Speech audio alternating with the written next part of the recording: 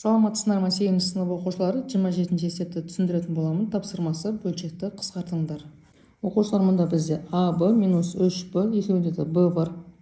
Ортақ көбейткіш деп жақшаның сыртына шығарамыз. Сонда жақшаның ішінде қалады а минус 3. Мұнда минус 2а плюс 6, екеуінде де 2 деген сан бар. Мұндағы жақшаның ішінде бірдей болатындай етіп, минус 2-ні жақшаның сыртына шығарамыз. Сонда жақшаның ішінде бізде а минус 3 қалады. Ал мұнда бізде екеуінде де 5 бар. Сонда 3 минус а болады. Енді оқушылар, мұнда а минус 3 бар екен, екеуінде де бір жақшаға алынады. Ал мұнда б минус 2 болады. Енді мұндағы а минус 3 пен 3 минус а екеуінің орнын ауысып кеткен екен. Сондықтан мұнда біз минус таңбасын шығарамыз. Сонда а минус 3 болып орындары ауысады. Сонда а минус 3 пен а минус 3 екеуі де қысқарады. Сонда бізде қалады б минус 2 бөлінген 5. Мұндағы минус таңбасы мінекей мұнда шығады. Енді келесі, мұнда 7p минус 35, екеуінің ішінде де 7 деген сан бар. Сонда p минус 5 қалады. Мұнда 15 азайтылған 3p екен. Мұнда біз минус 3-ті шығарамыз. Сонда орын ауысады. Сонда p минус 5 болады. Мұндағы p минус 5 пен p минус 5 екеуі де қысқарады. Сонда минус 7 бөлінген 3 болады. Минустың өзін жазаламыз. 7-нің ішінде 3-тен 2 бар. Бөлім өзгермейді. Қалдық 1 болады. Енді мұнда 18а 3а квадрат. Екеуінде де 3а бар. Сонда 6 азайтылған а болады. Енді мұнда 8а квадрат минус 48а. Екеуінде де 8а бар. Минус 8аны шығарайық. Сонда 6 азайтылған а болады. Түсінікті оқушылар, минус 8аны 6-ға көбейтетін болсақ, минус 48а болады. Минус 8аны минус аға көбейтетін болсақ, плюс 8а квадрат болады. Енді 6 минус а мен 6 минус а қысқарады. Сонда бізде қалады минус 3 бөлінген 8. Мұндағы алар да қысарып кетеді. Мына екеуі қысарып кетеді. Енді келесі 4 минус х квадратты оқушылар. 2-нің квадраты минус х-ның квадраты деп алсақ болады. Яғни а квадрат минус б квадрат ол жіктеледі. А минус б, а плюс б болады. Сонда 2 азайтылған х, 2 қосылған х болады екен. Ал мұнда бізде 10 азайтылған 5х, екеуінде де 5 деген сан бар. Сонда жақшаның ішінде қалады 2 азайтылған х. Сонда 2 азайтылған х пен 2 азайтылған х қысқарады. Сонда бізде қалады 2 қосылған х бөлінген 5. Мінекей осылай қалдырамыз. Енді келесінде мұнда бізде оқушылар өздерін көріп тұрғандай толымсыз квадрат екен.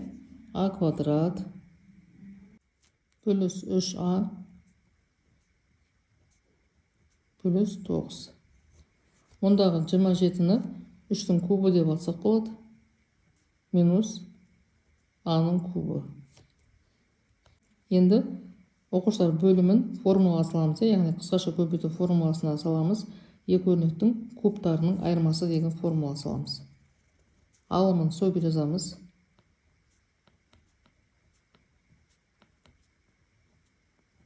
Мұнда кубсыз жазаламыз. 3 азайтылған а-ның өзі жазылады. Келесі жақшаға толымсыз квадраты жазылады. Яғни 3-тің квадраты 9 плюс 2-нің көбейтіндісі плюс 2-ші өрнектің квадраты, яғни а-ның квадраты.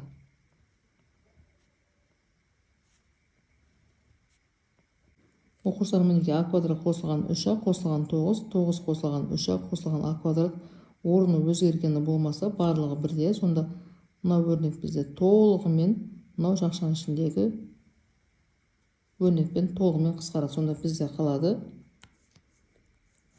1 бөлінген 3 минус а. Енді оқушылар, мұнда бізде екеуінде де 4 дәреже бар.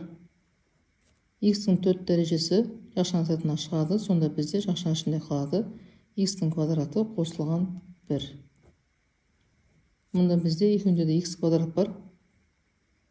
Жақшаның сыртына шығады. Сонда жақшаның ішінде қалады x квадрат қосылған 1. Мұнда екеуі толығымен қысқарады. Мына екеуі қысқарады. Сонда x-тің 4 дәрежесі бөлінген x-тің квадраты негіздері бірде, дәрежелері азайтылады. Сонда x квадрат болады. Мінекей осылай қалдырамыз.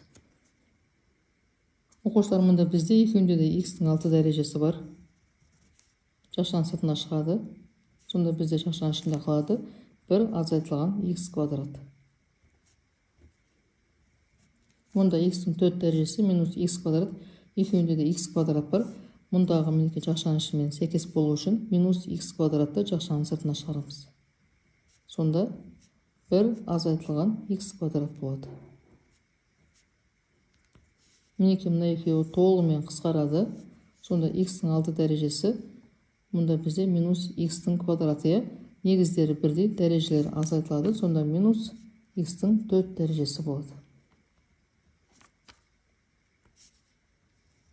Мұнда бізде екеуінде де b-ның 7 дәрежесі бар. Сонда жақшаның ішінде қалады 1 азайтылған b-ның кубы. Мұнда b-ның 9 дәрежесі, b-ның кубы бар екен. Минус b кубты жақшаның сыртына шығарамыз. Мұндағы мінекей жақшаның ішімен сәйкес болатындай етіп, сонда бізде 1 азайтылған b-ның 6 дәрежесі қалады. b-ның 7 дәрежесі минус b-ның 3 дәрежесі, негіздері бірдей, дәрежелер азайтылады. Сонда минус таңба, мұнда екеуін ортақ минус жазып қояйық. Сонда b-ның 4 дәрежесі болады. Түсінікті, 7 дәреже, 3 дәреже, b-ның 4 дәрежесі болады. Енді 1 азайтылған b-ның кубын жазып қояйық. Мұнда оқушылар бізде 1 азайтылған b-ның 6 дәрежесі жүктеледі. 1 азайтылған b-ның 3 дәрежесі, 1 қосылған b-ның 3 дәрежесі болып. Мұнда мінекей 1 азайтылған b куб, 1 азайтылған b кубпен қысқарады.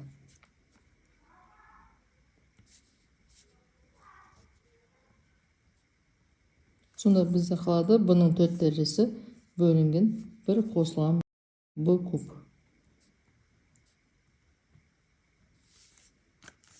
Енді мұнда бізде екеуінде де с-ның 4 дәрежесі бар.